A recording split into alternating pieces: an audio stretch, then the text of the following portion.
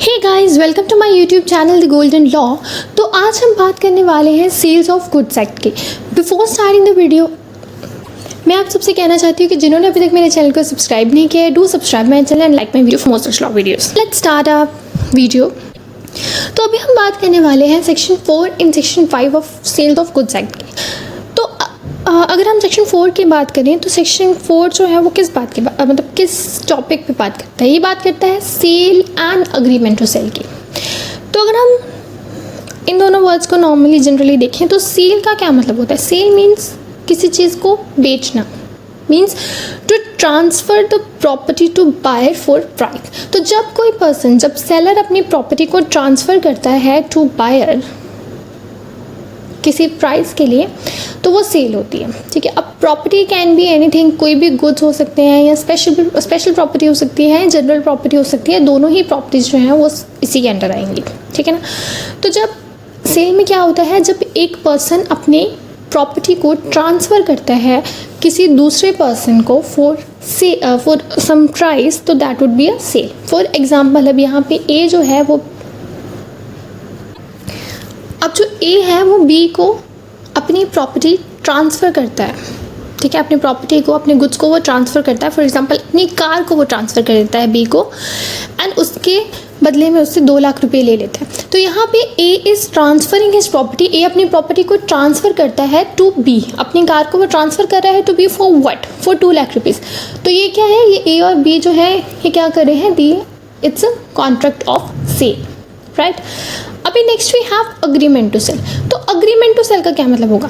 तो agreement to cell में क्या होता है, जब एक पर्सन दूसरे पर्सन को अपनी प्रॉपर्टी को ट्रांसफ़र करने के लिए अग्री करता है कि वो अपनी प्रॉपर्टी को ट्रांसफ़र कर देगा to another person on some future date. तो यहाँ पे वो अपनी प्रॉपर्टी को भी ट्रांसफ़र नहीं करता है, बट वो अग्री करता है कि हाँ वो अपनी प्रॉपर्टी जो है उसे वो ट्रांसफ़र कर देगा on some future date to that person for price.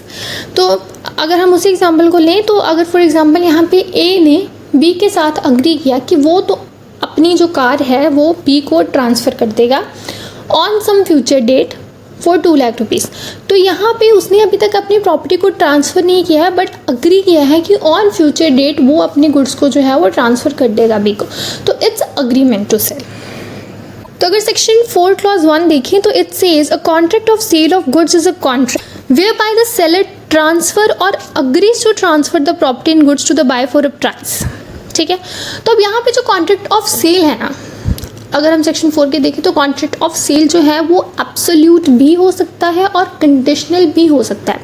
यहाँ पे कुछ ऐसा नहीं है कि अगर कॉन्ट्रैक्ट कंडीशनल होगा तो वो कॉन्ट्रैक्ट वैलिड कॉन्ट्रैक्ट नहीं होगा। अब अगर जो सेलर है वो कंडीशन भी लगा सकता है कि मैं तुम्हें अपने जो गुड्स हैं वो तभी ट्रांसफ़र करूँगा अगर तुम पेमेंट एडवांस में करो। तो it can be a conditional contract, and absolute भी हो सकता है, बिना किसी कंडीशन के भी हो सकता है। तो it totally depends on the seller and buyer. So अगर हम सेक्शन 4 का क्लॉज 4 देखें, सबसेक्शन 4 देखें, तो ये क्या कहता है? That an agreement to sale becomes a sale when the time elapses और the conditions are fulfilled subject to which the property in the goods is to be transfer. तो अगर किसी दो पर्सन में अग्रीमेंट टू सेल हुआ है on some condition, कि अगर ये कंडीशन फुलफिल हो गई तो ये अग्रीमेंट टू जो सेल है वो सेल में ट्रांसफ़र हो जाएगा। तो जैसे ही वो कंडीशन फुलफिल हो जाएगी, अग्रीमेंट टू सेल अपने आप सेल का कॉन्ट्रैक्ट बन जाएगा। या फिर अगर ए ने बी के साथ कॉन्ट्रैक्ट किया है कि मैं तुम्हें 3 महीने के अंदर अपने जो गुड्स है वो ट्रांसफ़र कर दूंगा, ठीक है, अपनी गाड़ी में तुम्हें ट्रांसफ़र कर दूंगा, तो it is an agreement to sale. तो जब वो 3 महीने एलैप्स हो जाएंगे तो वो अग्रीमेंट टू सेल अपने आप सेल का कॉन्ट्रैक्ट बन जाएगा।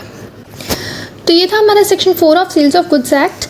अगर अभी हम बात करते हैं section 5 of sales of goods act की, तो ये बात करती है फॉर्मेलिटीज़ ऑफ कॉन्ट्रैक्ट की। तो सेक्शन 5 क्या कहता है कि कॉन्ट्रैक्ट ऑफ सेल कब होता है? जब एक पार्टी ऑफर देती है, दूसरी पार्टी ऑफर को एक्सेप्ट कर लेती है, तो ये एक कॉन्ट्रैक्ट ऑफ सेल हो जाता है। ठीक है। तो इसमें बेसिकली क्या ज़रूरी है? Offer and acceptance. एक पार्टी ने ऑफर दिया, दूसरी पार्टी ने ऑफर को एक्सेप्ट कर लिया, तो कॉन्ट्रैक्ट ऑफ सेल हो जाएगा। अब कॉन्ट्रैक्ट ऑफ सेल में कॉन्ट्रैक्ट है उसमें ज़रूरी नहीं होता कि इमीडिएट पेमेंट या इमीडिएट डिलीवरी चाहिए, राइट। अगर कॉन्ट्रैक्ट ऑफ सेल जो है वो टोटली एज ए सेड कि उसकी टर्म्स टोटली कॉन्ट्रैक्ट की जो टर्म्स होती हैं वो टोटली डिपेंड करती हैं ऑन सेलर एंड बायर। तो ये इमीडिएट पेमेंट में भी हो सकता है, चाहे उसके लिए इमीडिएट पेमेंट कर दो, इमीडिएट डिलीवरी कर दो, या फिर इंस्टॉलमेंट्स में डिलीवरी हो जाए, इंस्टॉलमेंट्स में पेमेंट हो जाए, उसमें कोई इशू नहीं आ सकता, उससे कोई फ़र्क नहीं पड़ता। ये दोनों सेलर एंड बायर की आपस की बात होती है, उनकी आपस की टर्म्स होती है।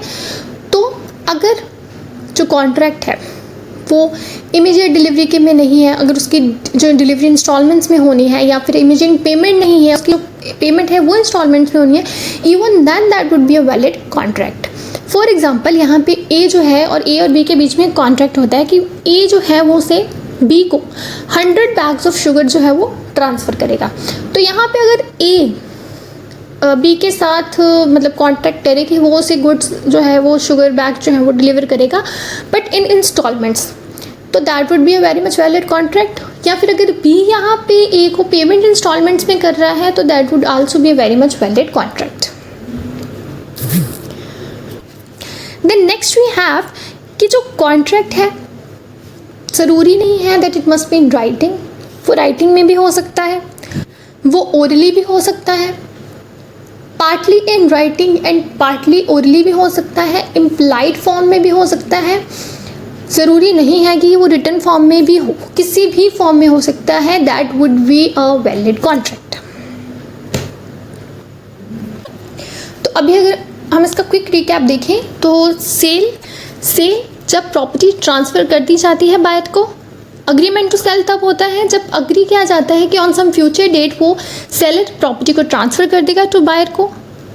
कॉन्ट्रैक्ट ऑफ सेल कब होता है? जब एक पार्टी ऑफर करती है, दूसरी पार्टी ऑफर को एक्सेप्ट करती है, that will be a valid contract. Then उसकी टर्म्स टोटली डिपेंड्स होती है on seller and buyer. Immediate delivery भी हो सकती है, इंस्टॉलमेंट्स में भी हो सकती है, इमीडिएट पेमेंट भी हो सकती है, इंस्टॉलमेंट में पेमेंट भी हो सकती है। देन लास्ट कि जो कॉन्ट्रैक्ट है वो किसी भी फॉर्म में हो सकता है, राइटिंग में भी हो सकता है, ओरली भी हो सकता है एंड इम्प्लाइड फॉर्म में भी हो सकता है। So this was our video, this was our concept of section 4 and 5 of sales of goods act. I hope you like the video. अगर आपको मेरी वीडियो अच्छी लगी हो तो डू लाइक माई वीडियोज़। और हमने ऑलरेडी, और अगर आप हमारा इंस्टाग्राम अकाउंट फॉलो करना चाहते हैं तो उसका लिंक भी मैंने डिस्क्रिप्शन में दिया है, you can check it out there and to subscribe my channel for more such law videos. Thank you guys.